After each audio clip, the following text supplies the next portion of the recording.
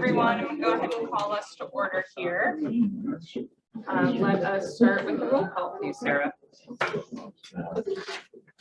All right, member Adams, Berlin, Here. Carrier, here, Gianni, Eckhoff, Here. Hart, Henry, here, Hendrick, Phillips, Here.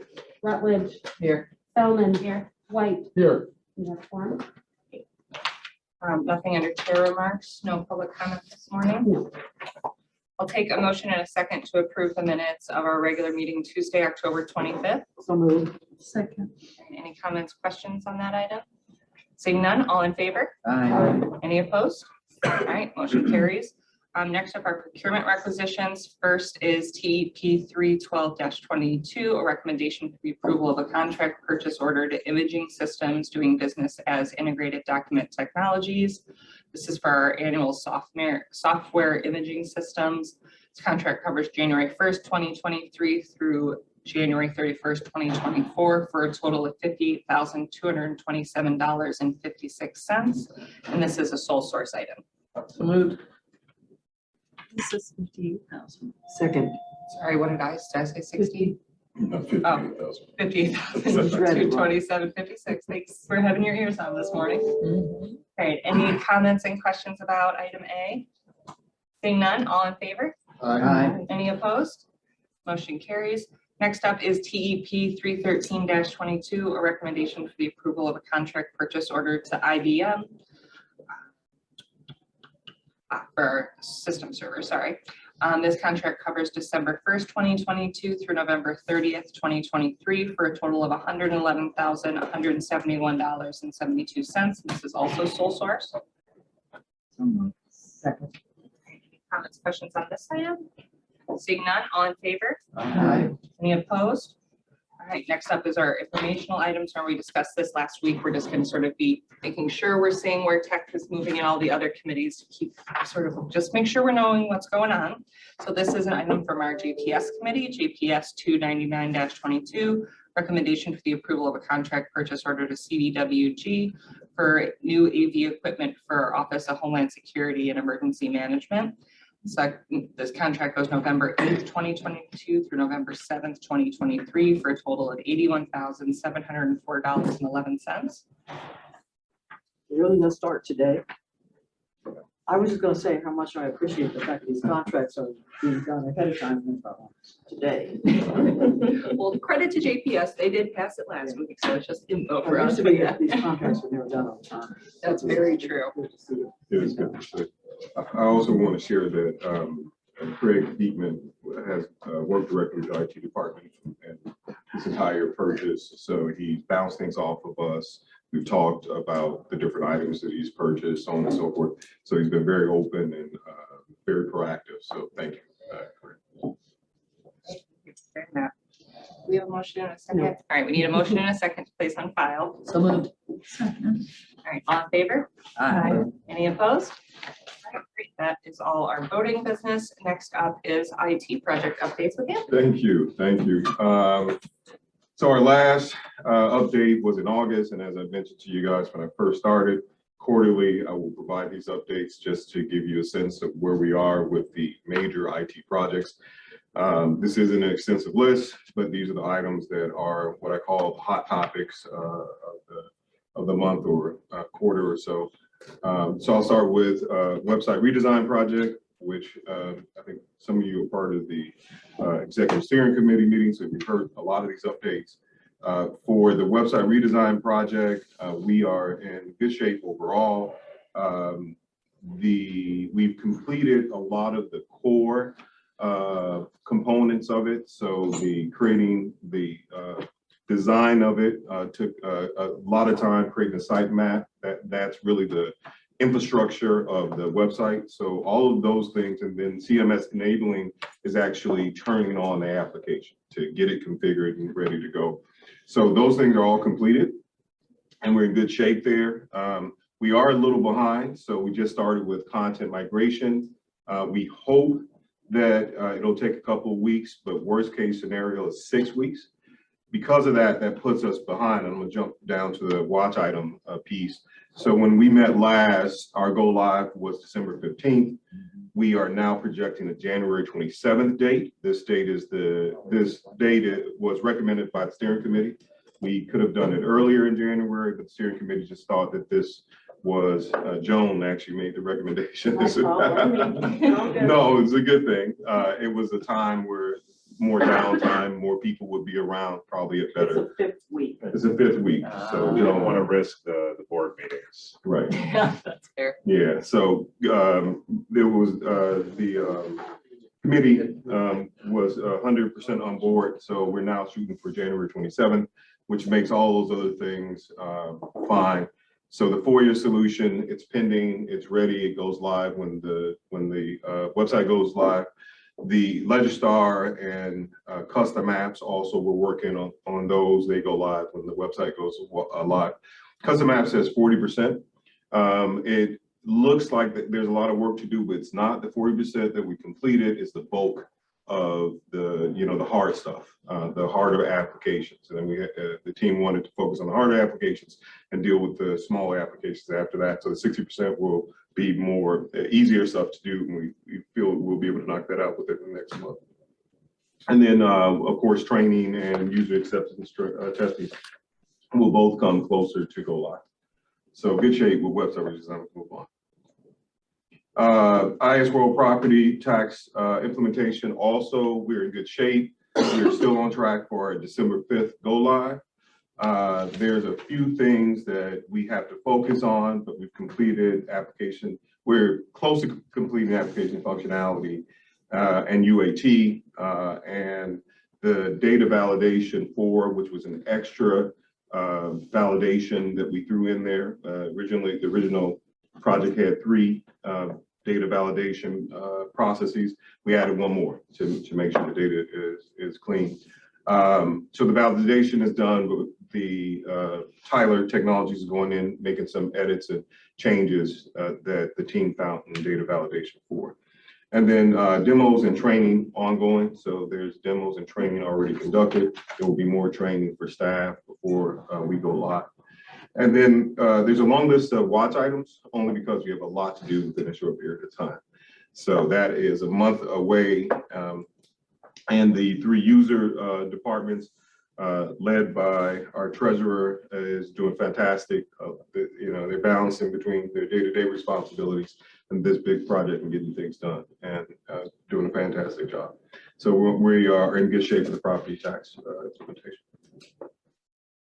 All right, Granite is Legistar. This is the IQM2 replacement. I'm not going to highlight all of that. I'll just say quickly that we're also on track with this one. We decided to slow this one down to give the users more time to learn the product, to understand it.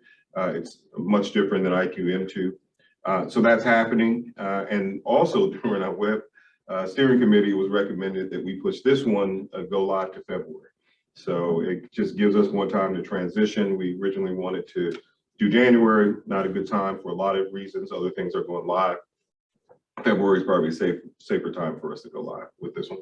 But we're in good shape. We're testing it out. A lot of training. The team is learning about the product, and so are the users. They're using it. They're actually using it in parallel with IQ2 right now. So always smart to do that so that that transition happens, knowledge transfer happens, and when it's time for us to switch over, they'll fully understand Legistar. Cybersecurity action plan. So this one I wanted to mention a few things. So in the finance steering committee, we'll talk a little more about cybersecurity, but we are now up for our cybersecurity liability renewal, which took place this time last year. We announced that essentially insurance was going up for all organizations quite a bit. Coverage going down, insurance costs going up. We recently submitted for applications to 24 organizations, and essentially Beasley, our current insurance company, came back and said, hey, we're going to keep it status quo, which is a plus for us. So we meaning the IT department, in partnership with the circuit court and sheriff's office, have made tons of changes to our security. We're more secure. We are 10 times more secure than we were last year.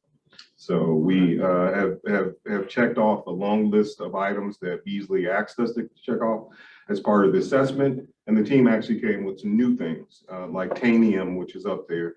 That should say 2,000 workstations, not 200. So sorry for that typo. But what Tanium allows us to do is see all devices throughout our entire organization and then touch them and upgrade them if we need to, if the patches aren't up to date, or if there's any vulnerabilities within the machine, we can do it remotely and no matter where they are in our network. Because we have a partnership with the sheriff's office and the clerk's office, we can also touch all devices within their systems, and we're all connected. So they get infected, then we potentially could get infected. We get infected, we can infect them. So it's good for us to have that partnership. So great partnership. Things are strong in cybersecurity. Just know this though, even though I say things are strong, there are attempts to hack us every day, constantly. So we fight it, we secure ourselves. There's always a chance that we could get hacked. So I just want people to be aware that despite all the things that we've done so far, it's a daily effort to protect us and ensure that we're okay against these harmful things out there. All right, next slide. All right, a couple additional projects, and I'll make these quick. ERP upgrade or implementation. If you remember, we were deciding on whether we wanted to upgrade to Infor's new product by 2026, or should we go out and look for other things. We decided that it makes more sense for us to go out and do a full assessment of what's out there, and then make a decision on how we move forward. So we are going to issue a RFP for HR payroll this November. And we're working on a scope right now for finance and the other modules, which we're on track to release in January. So an ERP system takes anywhere from, I would say, 12 to 24 months to implement. So once we get the proposals back, we'll have a better idea of cost and timing in terms of implementing this project. Yes, sir. On the ERP system, I just want to comment that I had staff that was involved in 2014, and they say there were recommendations that weren't accepted, and that's part of the problem we have with our current ERP. So I just want to, I just want to confirm that we're doing RFPs now, right? So we're a long way. We are doing RFPs. Long way from a decision. Yeah, long way. Okay. Yeah, Okay. long Thank way. you. And we're going to make sure the right people who are directly impacted are part of our decision process. So And maybe just about 2 years, the ERP was a headache for me when I first got here. So yeah. Okay. We agree. So Valerie is helping me work through all those things moving forward. We're going to make sure that it's a very open process. So it's very visible, it's very open. It's a very thorough process. So we select the right solution. When we select the right solution, the business partners, the users are going to be the ones to help us pick the application that makes the most sense for them. And as IT, we're just a support organization. We're here to support whatever product that makes the most sense. all of accounts payable flows through my office. So Your team will be part of it. okay. Thank you. All right, B2G Now diversity tracking tool. That one is on track. We're currently in the process. We started the pilot already, and the public go live is on track for January of 2023. Again, this is the diversity tracking tool, so we can track our MBE, WBE, and small businesses within the county. OpenGov implementation, that is the front end for our financial system, and also will be our budgeting application. We've made a lot of progress there. The team is adjusting some of their target dates. I think the original go live was November, December. So they're taking a closer look, and they may adjust those dates as well. Is it intended that OpenGov will be used when we prepare the budget for FY24? Correct. Okay. 2024. Because we're going to pass next week. 23. Yeah. Okay. Yes, that is correct. All right, next slide. All right, crime and police portal. Just wanted you all to know this one. I don't think this one was on our updates on our update list for August, but essentially the team, GIS team, has worked with the police records management team and the JPS committee to create a police transparency and crime stat data We presented that in GPS last month. And we've gotten the state's attorney's input. We have the sheriff's input, and we're working on getting input from all other police agencies throughout DuPage County. We are ready to go live. We just need the sheriff to give us the thumbs up. At any moment, we'll launch it, we hope within the next week or so. And this crime data portal gives police access, all police agencies access to data that they can map on their screens and track and report on. But it also gives the public access to similar information. Now, the information that the public sees is more general information. They can't look at specifics, but of course, law enforcement can drill down to the specifics as needed. And then last but not least, I wanted to highlight the 211 DuPage project that we have been supporting. Our telecom team has completed all of the telecom infrastructure for 211, which is supposed to go live next week, next Tuesday. So a lot of great things done as part of that process, and the team's ready, and the team's done with the infrastructure portion, and I think the care center is working on the launch, official launch. Yeah. All right, so that's it. I wanted to make it quick. Wynn told me 5 minutes, a little longer than 5 minutes, but That's my fault. close enough. He doesn't pay any attention to me anyway. So, Member Eckroth, you had a question? Well, on a couple occasions, Sure. Circuit Court Clerk Ms. Adams has come and indicated that she's not real happy with Tyler Technologies. And I haven't wanted to press her on it because it didn't seem like she wanted to tell me what was going on, or us. And I got the impression it was a nationwide problem at one point, and I'm just wondering how that's, I'm not really thrilled with Tyler Technologies because they made our prior circuit court clerk change from what I thought was a better system. So I just wanted to know how it's going now. Better. So there are still some challenges with Tyler Technology, and it's really the integration between the e-file system, which is state mandated. It's Tyler e-file Illinois is what it's called, e-filing system, and the clerk's office case management system. There were challenges, and there were challenges to a lot of organizations throughout Illinois, but the relationship has gotten better. We have a new account rep, which I actually introduced them to, who I work with in Cook County, who's now in charge of the e-file piece of it. There's still problems, but at least they have a person they can go to who responds pretty quickly to address their issues. I mean, what are the problems? Is getting stuff imaged, or because it seems like as an end user, DuPage County is pretty good in getting, when I file something, I get a timestamp copy of it within a day.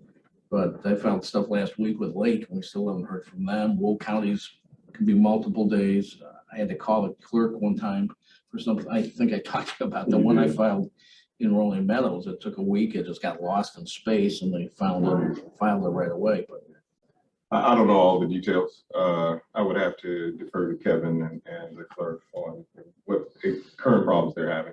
Conversation I've had with Kevin as of late is the support has gotten better. Well, it So seemed like there's- you were talking about other counties, not just our county. that you were right, well, problems she with. said there were problems. Just, I thought she said at one point nationwide, so that would affect us. Maybe it's something behind the scenes that we're getting our stuff timestamped, but you can't image it to put it in the file. I didn't know what it is, but I know other counties seem to be a lot slower. So I just thought it might still be an ongoing problem. I mean, part of it is controlled by the clerk's staff. So it's a case management system. In some cases, in those other counties, they have both Tyler's e-file system and Tyler's case management system. I think, believe it or not, that's where the bigger issues are. So at least the case management portion is controlled by us. So that's why I think some of the things are working out better.